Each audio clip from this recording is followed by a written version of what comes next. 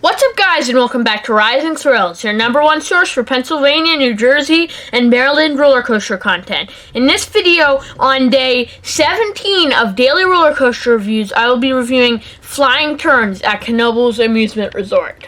In 2013, Knoebels Amusement Resort in Elysburg, Pennsylvania, United States, opened Flying Turns. This was being built for multiple years before this. I think they started working on it in like 2006 or something. So it took them very long to build this, but that's to be expected because this was built in-house. This is a wooden bobsled coaster. Currently, I believe this is the only operating wooden bobsled coaster, and you know they definitely had to go through a lot of design work and a lot of different work because it was built in-house. Flying Turns has a length of 1,300 feet, a height of 50 feet, so it's not the tallest coaster, but I think it's tall enough, and a speed of 24 miles per hour. Flying Turns starts out with you coming right out of the station and start heading up the first lift hill. This isn't the highest point of the ride, it's just, for you to get some speed. The highest point will come later in the ride, but once you get to the top of the first lift hill, then you drop down a little bit.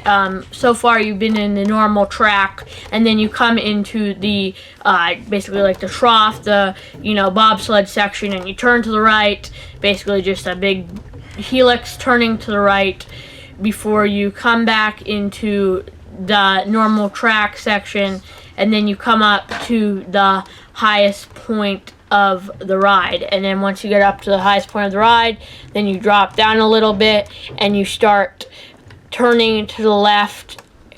And once you've dropped down and you've started turning to the left, then you turn to the right, and then you turn to the left, and then you turn to the right, and then you turn to the left, and then you keep on turning to the left before you turn to the right, and then you turn to the left again, and then you turn to the right again, and then you turn to the left again, and then you turn to the right again before you come into the normal track section of the ride.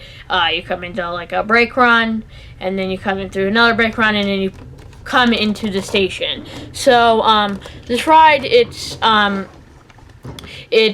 mostly the bobsled section, but there are some sections that are, normal track. And the unique thing is it doesn't have guide, road, and upstop wheels. It just has guide and road wheels because, I think it has upstop wheels because the wheels that run on the bobsled section, but like the guide wheels are slanted at an angle, so you don't really need the upstop wheels. They won't, you don't need them because the guide wheels act as the upstop wheels as well. Going like this way, they add as the upstop wheels. The wheels like roll like this, and then they, they're at an angle, they roll, so then they act as an upstop as well as acting as the guide wheels.